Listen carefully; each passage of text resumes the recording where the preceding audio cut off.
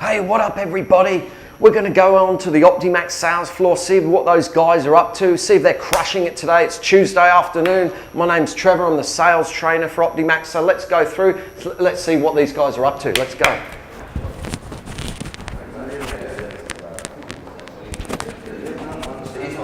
going to ask you some questions, find out exactly how we can help you.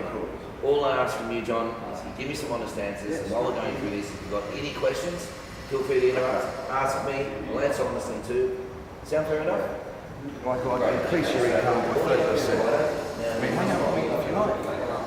But if I'm not exaggerating, that you need to listen to me. Michael, let me ask you a question. Okay. How many leads did you receive? Let's go into this. What percentage of what I said to you today do you actually believe on this talk? So the reason is you don't know me. I don't have a track record, right? Fantastic. Now we're getting somewhere. Let me reintroduce myself to you. By now you've probably forgotten my name. It's Simon Cadger, and it's not the luck or chance we're having. That's great to hear, David. I've got 4 customers in that area who are absolutely crushing it right now with our program.